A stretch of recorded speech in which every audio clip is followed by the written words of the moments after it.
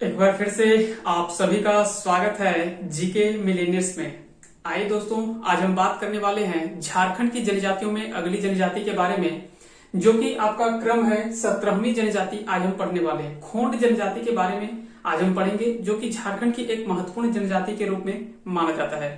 बता दें कि आज का क्लास ये काफी इंपॉर्टेंट होने वाला है, तो आप इसे जरूर देखें और पूरे अंत तक देखें, तो यहाँ से जो भी महत्वपूर्ण क्वेश्चन बन सकते हैं वो सारे आपके कवर हो जाएंगे। तो चलिए शुरू करते हैं आज के क्लास को बिना समय खराब किए हुए, क्योंकि समय आप सभी के लिए काफी महत्वपूर्ण है। तो चलिए शुरू करते हैं आज के क्लास को। बात करते हैं सबसे पहले हम खोंड जनजाति के बारे में। खोंड जनजाति की बात करें अगर, तो यह झारखंड की एक अल्पसंख्यक जनजाति है, जो कि कह सकते हैं कि बहुत कम जनसंख्या में देखने को मिलता है झारखंड में। यह द्रविड़ प्रजाति समूह की एक जनजाति है, खोंड जनजाति। बता दें कि इनकी जनसंख्या अगर बात किया जाए झारखंड में तो मात्र 221 है, यानी 221 मात्र इसमें जनसंख्या देखने को मिलता है झारखंड में। ये 2011 की जनगणना के अकॉर्डिंग है। हो सकता है वर्तमान में बढ़ा हो, तो इसमें ये नहीं कह सकते, लेकिन ये 2011 की जनगणना के अनुसार से 221 जनसंख्या जो है वो इनका माना गया है, 221। बात करेंगे झारखंड की कुल जनजातियों में, तो ये 0.03% जो वो झारखंड की जनजातियों में कुल माना जाता है।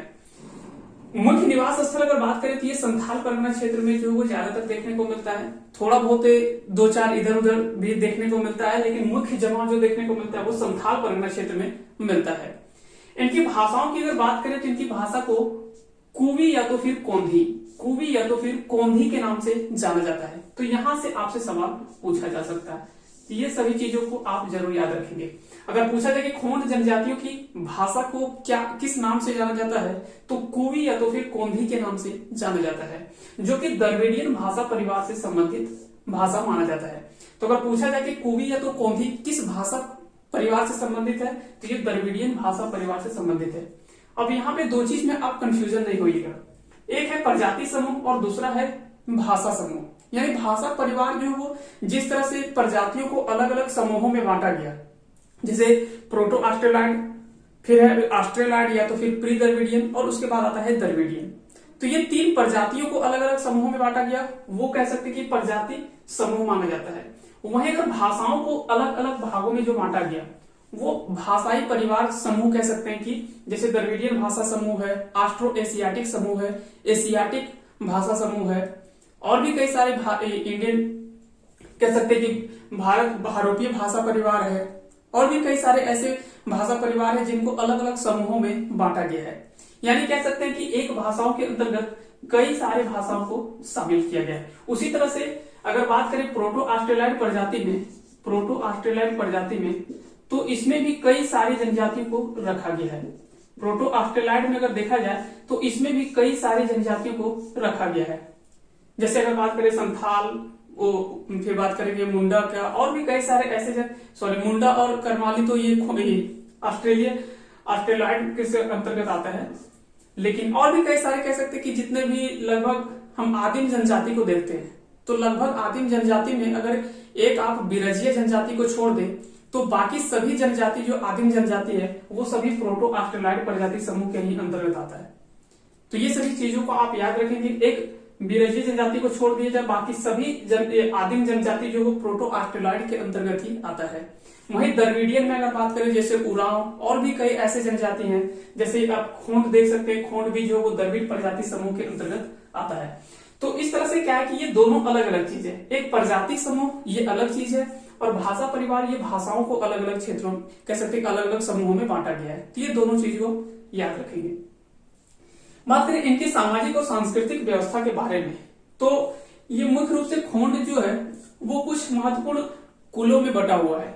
वो कौन कौन सा कुल है, जैसे हंसा, बेक, हेब्रम, बेदिया, ये सभी जो वो कुछ प्रमुख कुलों में बटा हुआ है, जो कि आप याद रख सकते हैं। तो हंसा, बेक, हेब्रम और बेदिया ये ऐसे कुल है जिनमें कह सकते हैं कि खोंड इन अलग अलग कुलों में भी ये बटे हुए हैं।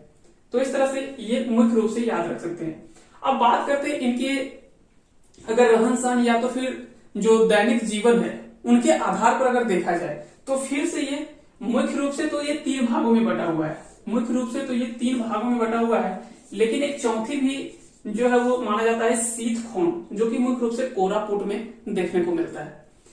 अब ये तो हम देखे थे कि ये कुलों के आधार पर ये 4 कुलों में अलग अलग बटा हुआ है, हंसा, बेक, हेब्रम और बेदिया। लेकिन अगर दैनिक जीवन के आधार पर अगर देखा जाए तो फिर इसको 3 से 4 भागों में अलग अलग बांटा हुआ है। जैसे पहला आता है कुरिया खोंड, दूसरा आता है वो है आपका डोंगरिया खोंड, तीसरा है आपका देसिया खोंड और चौथा आता है शीतखोंड। हालांकि शीतखोंड को अलग रखा गया है, ये मुख्य रूप से कोरापुट क्षेत्र में देखने को मिलता है। तो ये मुख्य रूप से शीतखोंड जो है वो कोरापुट में देखने को मिलता है। बात करेंगे आज हम मुख्य रूप से ये 3 खोंड जनजातियों के अलग अलग आधार पर जो बटा हुआ उसके बारे में चर्चा करते हैं। सबसे पहले हम बात करते हैं कुरिया खोंड की। तो कुरिया खोंड जो है वो मुख्य रूप से पहाड़ी क्षेत्रों में देखने को मिलता है, यानी जो पहाड़ी में कह सकते हैं कि ये पिछड़ा माना जाता है, क्योंकि ये पहाड़ी पे रहते हैं। जानते हैं कि जिनका जीवन पहाड़ों पर बीता है उनका जीवन बहुत ही कठिन माना जाता है, क्योंकि वहां पे ना ही वैसी व्यवस्था मिल पाता है हर चीज का जो कि अच्छे तरह से वो जीवन यापन कर सके। इसके आधार पर अगर देखा जाए तो ये एक पिछड़े जनजाति के रूप में कह सकते हैं कि पिछड़ा इनका समूह जो है वो समूहों में जो सबसे पिछड़ा माना जाता है वो कुरिया खोंड को माना जाता है, क्योंकि ये पहाड़ी क्षेत्रों में निवास करते हैं। दूसरा आता है डोंगरिया खोंड। तो डोंगरिया खोंड क्या है कि ये धीरे धीरे पहाड़ों से नीचे उतरकर और पहाड़ी के निचले क्षेत्र जो थे वहां पे ये निवास करने लगे, और साथ ही साथ ये निचली पहाड़ी में भूमि और बागवानी का कार्य करने लगे। तो जो भी देखते हैं पहाड़ों के नीचे जो बागवानी का कार्य होता है वो मुख्य रूप से ये करने लगे डोंगरिया खोंड। तीसरा आता है वो है आपका देसिया खोंड। देसिया खोंड कह सकते हैं कि समभूमि या तो फिर निम्न भूमि, यानी पहाड़ों के नीचे जो समतल भूमि है उन सभी क्षेत्रों में जहां पे कह सकते हैं कि कृषि के आधार पर का एक महत्वपूर्ण क्षेत्र माना जाता है, जहां पे उपजाऊ भूमि माना जाता है, तो ये उपजाऊ भूमि क्षेत्र में रहने लगे। तो ये तीनों क्या है कि अलग अलग क्षेत्रों में। तो अब यहां से अगर पूछा जाए कि सबसे असमृद्ध कौन माना जाएगा, तो आप इससे आइडिया भी लगा सकते हैं, क्योंकि ये ज्यादा उपजाऊ भूमि है तो ये ज्यादा कह सकते हैं कि ये संपन्न माना जाएगा। उससे थोड़ा सा ये ऊपरी क्षेत्र में रहते हैं तो इनका जीवन थोड़ा सा कठिन होगा, इनका जीवन थोड़ा कठिन होगा।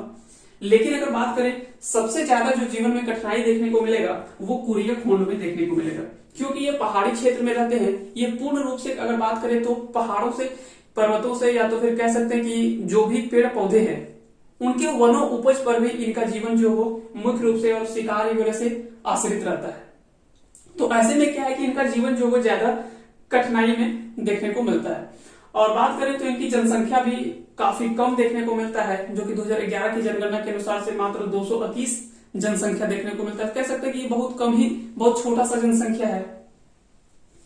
अगर बात करें इनकी आर्थिक व्यवस्था के बारे में, और साथ ही साथ याद रखेंगे इनका स्थान जो है वो धीरे धीरे हो सकता है कि 2001 अगला जनगणना जब आए 2021 में, आपका जब अगला जनगणना हो सकता है थोड़ा लेट से आए, तो अगली जनगणना में जब हो सकता है तो ऐसी इसकी जनसंख्या में आपको बढ़ोतरी देखने को मिल सकता है। लेकिन 2011 की जनगणना के अकॉर्डिंग ये जनसंख्या है, तो ये चीज आप याद रखेंगे।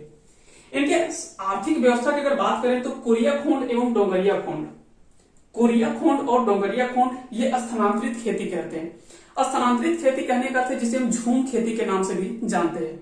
तो ये स्थानांतरित खेती कहते हैं जिसे हम झूम खेती कहते हैं, झूम खेती भी कहते हैं, और झूम खेती करते हैं जिसे ये पोड़चा के नाम से जाना जाता है। तो ये शब्द को आप जरूर याद रखेंगे। कुछ ऐसे शब्दावली है जो कि अक्सर आपको एग्जाम में यही सब सवाल यहीं से डायरेक्ट उठा लिया जाता है कि पोड़चा शब्द किससे संबंधित है, या इसका महत्व क्या था जनजातियों में, या तो फिर कह सकते हैं कि पोड़चा का संबंध किस जनजाति समूह से संबंधित है। तो पोड़चा शब्द पहले समझिए कि ये खोंड जनजाति के द्वारा किया जाने वाला, और खोंड जनजातियों में जो कुरिया खोंड और डोंगरिया खोंड, क्योंकि हम जानते हैं कि ये दोनों व्यक्ति अब स्थानांतरित खेती या झूम खेती देखने को कहाँ मिलता है, पहाड़ी क्षेत्र में। और हम जानते हैं कि यही दो ऐसे हैं जो कि पहाड़ी क्षेत्र में रहते हैं, बाकी ये तो निचली भूमि में रहता है। तो ये तो इसको तो स्थानांतरित खेती या झूम खेती करने की जरूरत नहीं पड़ेगा, ये तो समतल भूमि या तो फिर निम्न भूमि में ये रहते हैं, तो इनके पास तो उपजाऊ भूमि पहले से है। लेकिन झूम खेती मुख्य रूप से ये दोनों जनजातियों में देखने को मिलता है, कुरिया खोंड और डोंगरिया खोंड में। तो यही स्थानांतरित खेती करते हैं जिसे ये पोड़चा के नाम से जाना जाता है। तो इस शब्द को आप जरूर याद रखेंगे। साथ ही साथ इनके गांव के मुखिया को गोटिया के नाम से जाना जाता है। फिर से यहां से आपका एक सवाल यहां से बन सकता है। तो जो भी हम गोल आपको घेर के बता रहे हैं, यहां से आपको निश्चित रूप से सवाल देखने को मिल सकता है। इन सभी चीजों को आप जरूर ध्यान में रखें। तो अगर बात करें कोरिया खोंड और डोगरिया खोंड के द्वारा स्थानांतरित खेती किया जाता है, या तो झूम खेती जिसे हम कहते हैं, तो ये पोड़चा के नाम से जाना जाता है। साथ ही साथ और बता दें कि झूम खेती अगर के बारे में हम पिछले कक्षाओं में हम पूरे अच्छे से समझ के रखे हैं कि क्या झूम खेती होता है, क्या स्थानांतरित खेती क्या होता है, अस्थायी कृषि कैसा होता है। तो ये सभी चीजों के बारे में हम पीछे सारे क्लासों में हम एक एक करके चर्चा कर चुके हैं। फिर गांव का मुखिया अगर बात करें तो ये गोटिया के नाम से जाना जाता है। तो अगर पूछा जाए कि गोटिया का संबंध किस जनजाति से है, तो ये खोंड जनजातियों का जो मुखिया होता है, गांव का मुखिया है, तो फिर कह सकते हैं कि गांव का जो प्रधान होता है उसे गोटिया के नाम से जाना जाता है। इनकी धार्मिक व्यवस्था की अगर बात करें तो इनकी धार्मिक व्यवस्था में भी काफी महत्वपूर्ण स्थान माना जाता है, क्योंकि इनके धार्मिक व्यवस्था में अगर बात करें तो इनके प्रधान देवता को बेलापून या तो फिर बुरा पेनू, तो बेलापून मुख्य रूप से याद रखिएगा, बेलापून या बेलापून के नाम से ही इनके प्रधान देवता को कहा जाता है। कहीं कहीं पे आपको बुरा पेनू के नाम से भी देखने को मिलता है। तो ये दोनों शब्दावली आप याद रखेंगे, क्योंकि बहुत बार क्या होता है कि जो शब्द हम रटे पड़े होते हैं और थोड़ा सा भी शब्द में अगर चेंज हुआ तो हम डायरेक्ट बोलते हैं कि जो हम पढ़े वो तो आया ही नहीं। तो ये सभी चीजों को आप जरूर ध्यान रखें कि शब्द थोड़ा बहुत इधर उधर होता है तो आप घबराए नहीं, वही शब्दावली है, थोड़ा सा आप ध्यान रखेंगे। तो बेलापून इनके प्रधान देवता है। अन्य देवी देवताओं में अगर बात करें तो ग्राम देवता ठाकुर देव, ठाकुर देई, मरांग गुरु, बोरंग बोंगा, भाग बोंगा, टीला बोंगा और बोरहा देव, ये कुछ जो है वो अन्य देवी देवताओं के महत्वपूर्ण देवी देवता माने जाते हैं खोंड जनजाति के। इनके कुछ प्रमुख पर्व त्योहारों में अगर बात करें तो इनमें भी बहुत ही महत्वपूर्ण सवाल यहां से बनता है, और 2-3 ऐसे सवाल हैं जो कि आपको निश्चित रूप से आने वाले एग्जाम में जरूर पूछा जाएगा।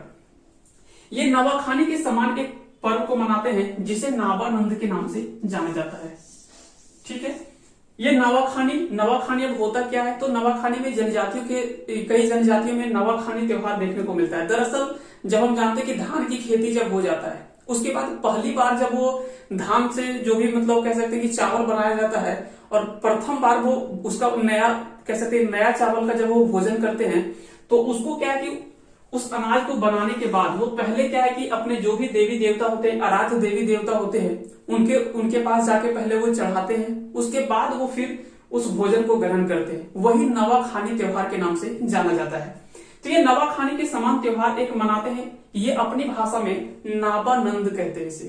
तो अगर खोंड भाषा में नवाखानी को मनाने वाला त्योहार जो किस नाम से जाना जाता है, तो नाबानंद के नाम से जाना जाता है। अब यहां से एक महत्वपूर्ण सवाल आप याद रखेंगे कि प्राचीन काल में खोंड जनजातियों में एक नरबली प्रथा का प्रचलन माना जाता है। बिल्कुल सही सुन रहे हैं, नरबली प्रथा, यानी नरबली प्रथा का प्रचलन था जो कि मरियाह के नाम से जाना जाता था। तो मरियाह के नाम से जाना जाता है, मरियाह के नाम से जाना जाता है। और ये प्रचलन जो था वो नरबली प्रथा था, और इस प्रथा को 1845 में प्रतिबंध कर दिया गया। तो हम जानते हैं कि इस तरह की प्रथा जो वो ज्यादातर जो खतरनाक प्रथा थे उन सभी पर धीरे धीरे प्रतिबंध लगते गया।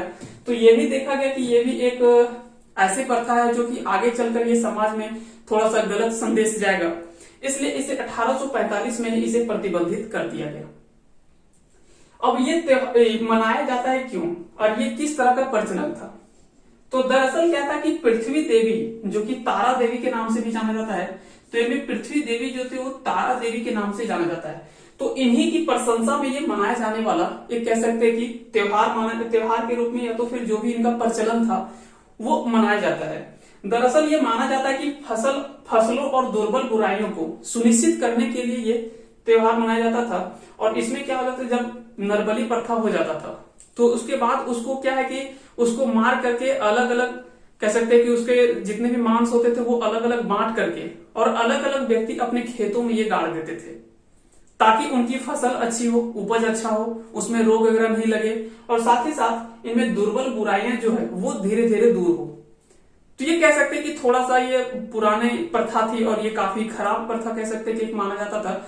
लेकिन हालांकि प्रथा आज भी इनमें देखने को मिलता है, क्योंकि हम देखिए यहाँ पे शब्द लिखे हैं है, पृथ्वी देवी, तारा देवी की प्रशंसा में ये मनाया जाता है। अब मनाया क्यों, अब वर्तमान में मनाया जाता है तो क्या आज भी बलि का प्रथा का प्रचलन है? तो बलि आज भी होता है, लेकिन सवाल यह है कि अभी जो वर्तमान में बलि होता है वो बकरे की बलि इसमें दी जाती है। यानी कह सकते हैं कि जो मानव का बलि जो दिया जाता था, यानी नर बलि जो होता था उसको हटा करके इसके जगह पे बकरे वगैरह की बलि की प्रथा चलाया गया। तो ये सभी चीजों को आप याद रखेंगे कि पृथ्वी देवी या तारा देवी की प्रशंसा में ये मनाया जाने वाला त्योहार माना जाता है। और बकरे का पता नहीं अभी वर्तमान में ये किस तरह से मनाते हैं, या धीरे धीरे हो सकता है कि अगर नहीं होता होगा तो ये नहीं कह सकते, लेकिन वर्तमान में भी ये प्रचलन कहीं ना कहीं देखने को मिलता है इनमें। तो मुख्य रूप से ये जो है वो खोंड जनजातियों के इतिहास के बारे में, यहां से मुख्य रूप से आपसे इतना एग्जाम में सवाल जो महत्वपूर्ण सवाल बन सकता था वो सभी चीजों को हम एक जगह समेटने का प्रयास किए हैं। उम्मीद करते हैं कि आज का ये क्लास पसंद आया होगा। अगर बात करें एक बार थोड़ा सा फिर से एक बार रिवाइज कर लेते हैं ताकि आपको दोबारा आसानी से याद हो जाए। कहता है कि यह झारखंड की एक अल्पसंख्यक जनजाति, यानी कह सकते हैं कि काफी कम संख्या देखने को मिलता है झारखंड में। यह द्रविड़ प्रजाति समूह से संबंधित है। इनकी जनसंख्या अगर बात करें तो झारखंड में 225, जो कि 0.03% झारखंड की कुल जनजातियों में देखने को मिलता है। ये मुख्य निवास स्थल जो वो संथाल परगना क्षेत्र में माना जाता है और इनकी भाषा को कुवी या तो फिर कोंधी के नाम से जाना जाता है। कुवी या तो कोंधी भाषा जो वो द्रविड़ीय भाषा समूह से संबंधित भाषा माना जाता है। याद रखेंगे कि सामाजिक और सांस्कृतिक व्यवस्था में तो ये कई अलग अलग कुलों में बटा हुआ है। जैसे पहले आता है हंसा, बेग, हेब्रम और बेतिया। ये जो वो अलग अलग कुलों में बटा हुआ जनजाति है खोंड। फिर अगर बात करें इनके कह सकते कि रहन सहन या तो फिर इनके जो दैनिक जीवन के आधार पर जो बटा हुआ जनजाति है खोंड जनजातियों में, वो मुख्य रूप से इन तीनों में बटा हुआ है। जैसे पहला कुरिया, डोंगरिया और देसिया। क्योंकि जानते हैं शीत खोंड जो वो कुछ मुख्य विशेष स्थल कोरापुट जो है वो वहीं पे देखने को मिलता है, इसलिए थोड़ा सा अलग मानते हैं हम इसको। तो मुख्य रूप से आप ये 3 याद रखेंगे। चौथा ये भी याद रखेंगे शीत जो है ये कोरापुट क्षेत्र में मिलता है। लेकिन तीनों में बात करें तो ये सबसे ज्यादा पिछड़ा माना जाता है क्योंकि ये पहाड़ों पर निवास करते हैं, पहाड़ी क्षेत्र में रहते हैं। डोंगरिया खोंड कह सकते हैं कि पहाड़ों से थोड़ा सा निचली पहाड़ी भूमि पर देखने को मिलता है और ये भूमि और बागवानी का कार्य किया करते हैं। जबकि देसिया खोंड जो वो समान भूमि या समतल भूमि कह सकते हैं, जो कि निम्न भूमि होता है, जो कि काफी उपजाऊ माना जाता है। तो ये उपजाऊ क्षेत्र में रहते हैं। इसलिए अगर बात की जाए आर्थिक आधार पर कि आर्थिक व्यवस्था किसकी सबसे अच्छी मानी जाएगी, तो क्योंकि ये उपजाऊ भूमि पर रहते हैं इसलिए ज्यादा अच्छा माना जाएगा देसिया खोंड को। फिर उसके बाद उसके ऊपरी क्षेत्र में, यानी कह सकते हैं कि ये ऊपरी पहाड़ों में थोड़ा सा डोंगरिया खोंड देखने को मिलता है। सबसे ऊपरी पहाड़ी क्षेत्रों में जो निवास करते हैं वो कुरिया खोंड निवास करते हैं। तो ये सबसे कह सकते हैं कि पिछड़ा माना जाएगा वो कुरिया खोंड और सबसे संपन्न देसिया खोंड को माना जाता है। वहीं शीत खोंड जो वो कोरापुट क्षेत्र में स्पेशली देखने को मिलता है।